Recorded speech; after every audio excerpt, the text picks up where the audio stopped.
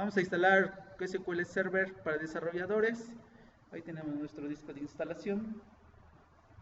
Lo ejecutamos. Entonces, básicamente estos son los componentes de la planeación, requisitos de hardware, todo lo que se puede instalar, dado que es la versión completa. Sabemos que cumple las condiciones y vamos a la parte de la instalación. Dice, ¿qué instalación quieres hacer? Pues quiero hacer una nueva instalación independiente. Entonces dice, o agregar un nuevo servidor para hacer un clúster. Y bueno, nosotros lo que queremos es básicamente, el de abajo es por si ya tenían una versión, sería una actualización, dado que esta es la 2014, ¿no? Va a checar todos los requisitos previos, componentes para que pueda instalarse adecuadamente. Ya no necesita la clave, dado que cuando lo descarga ya la incluye, y aquí lo puedes ver. Ya si quieren especificar alguna otra clave, pues entonces hay que colocarla acá. Dice especifica una edición gratuita de evaluación, pero esta es una versión completa. Por si.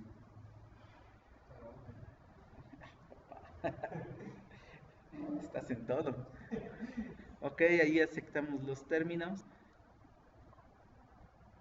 Es como un contrato de banco, no estás de acuerdo, le das cancelar y no te instala nada, ¿no? Si quieren ver los detalles, ahí viene qué elementos son los que necesita, checa qué es lo que tiene y lo que no tenga, entonces lo va a descargar o lo va a instalar. Aquí nos dice qué operaciones se van a completar, dice se cumplen 6, no se cumplen 0, advertencias de una, que es en este caso del firewall. Recuerden que esto comúnmente va a ir en un servidor. Ok, nos pregunta, ¿qué es lo que quiere hacer? Pues quiero hacer una nueva instalación. ¿Ok? Porque no tenemos ninguna. Cuando vean sistemas operativos, probablemente lleguen a ver bueno, les lleguen a mencionar que existen sistemas operativos en redes. ¿Ok? Entonces aquí nos dice qué características queremos. Pues necesitamos lo básico, el servidor o el motor de base de datos. Dice herramientas básicas de administración y por ejemplo aquí viene la parte fundamental, que dirían herramientas de administración, que es la parte gráfica, ¿no? El Manage Studio de los motores de base de datos para SQL Server. Ese sí lo vamos a colocar. Dirían que sí sería para mí importante. Y componentes de documentación manuales. Diría, SQL Server maneja lo que son libros. Entonces sí sería importante que tuvieran ustedes esos libros, los componentes de la documentación. ¿Ok? Vamos a dejarle hasta ahí. El servicio de motor de base de datos, réplica. Nos dicen qué carpeta. Le damos siguiente. Ahí va a checar todo lo que se seleccionó. Va a checar.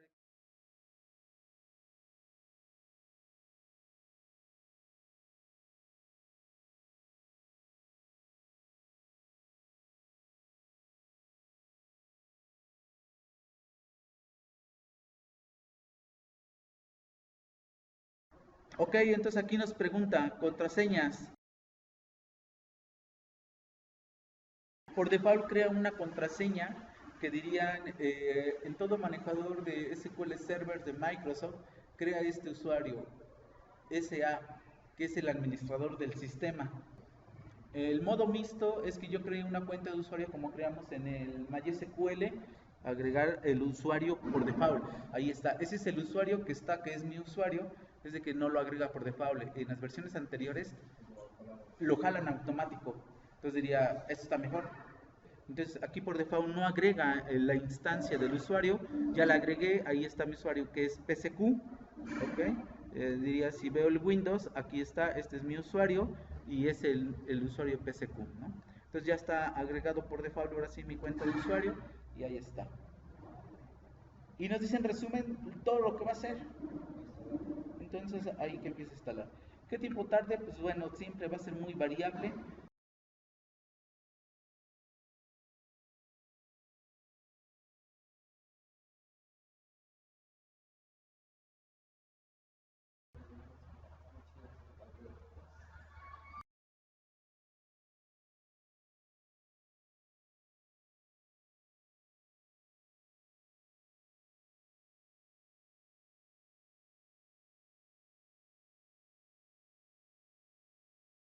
Aquí, por ejemplo, nos dice qué fue lo que ya instaló. Y ahí dice que ya quedó la instalación. Dice ver la documentación.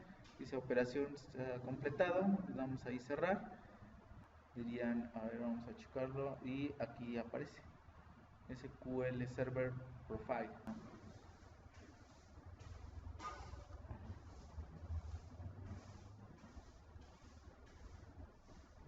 Microsoft nuevo centro de instalación. Aquí están todos los componentes. Visor, aquí está el Manamesh. Este es el que hay que jalar una vez que ya está instalado. Que es la parte gráfica como el de MySQL que se llama el Workbench. Ahí está. Ok. Entonces diría, lo mismo que sale con el MySQL, dice, ¿qué quieres ejecutar? Pues el motor de base de datos, porque se pueden tener más elementos integrados, ¿sí? Pero la intención es el motor de base de datos. Dice, ¿qué servidor? Bueno, le deja el nombre de la máquina y el usuario igual.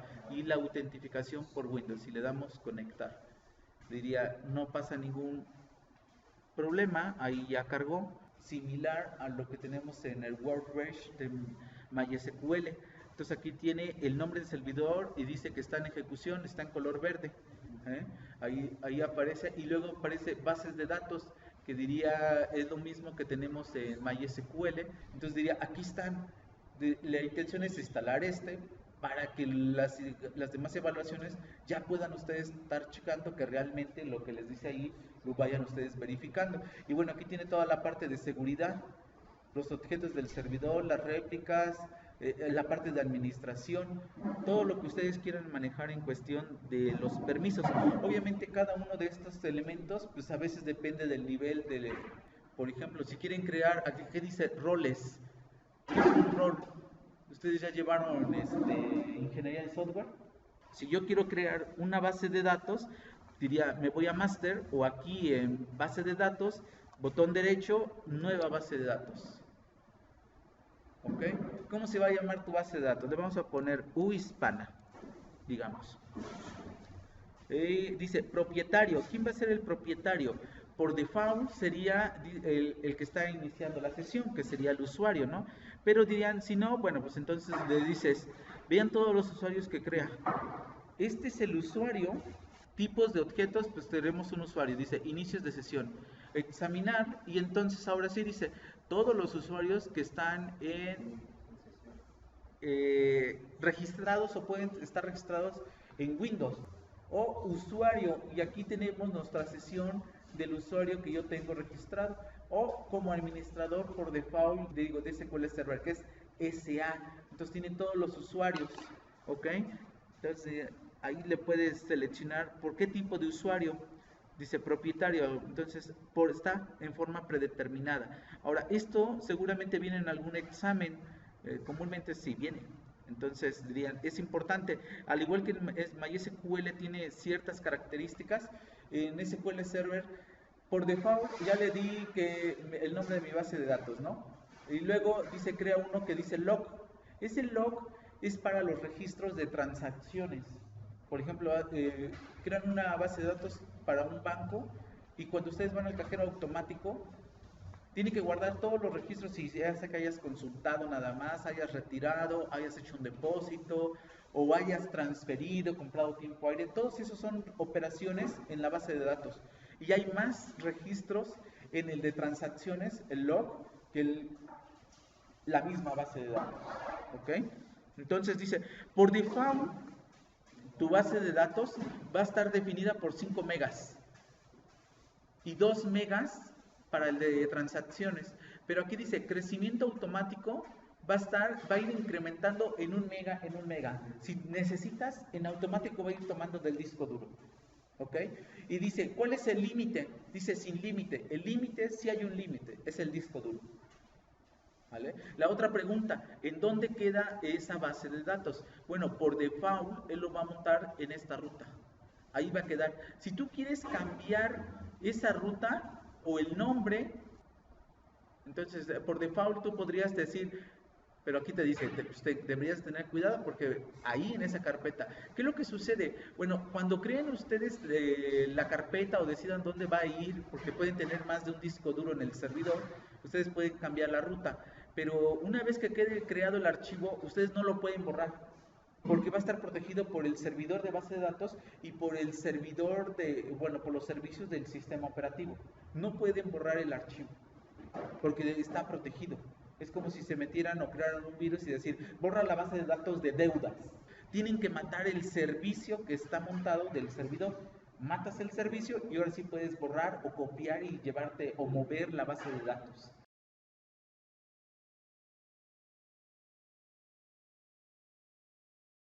Y si se dan cuenta que ya creó la base de datos, así es. Entonces diría, obviamente no tiene ninguna tabla, pero vean, crea toda una estructura que en el MySQL también crea una estructura por default, así como el MySQL. Si quieres una tabla nueva, le das tabla nueva. Así como el MySQL en el Workbench te crea esa estructura. Tabla 1, dirían, ahora quiero de estudiantes, entonces el ID de students. Sugerencia, no dejar espacios, ¿no? Tipo de dato, aquí dice que de 10 caracteres. Y dice, permitir valores nulos, si quiero el valor nulo. Por default dice sí, pero como va a ser llave primaria, sería no. Entonces, digamos, aquí puedo poner ahora sí a lo mejor el nombre del estudiante, ¿no? ¿De qué tipo va a ser? Bueno, ahí sí a lo mejor se me ocurre decirle que el nombre más corto puede ser a lo mejor de 18 caracteres, porque hay gente que tiene hasta 3 nombres, ¿no? Ponerle el apellido paterno.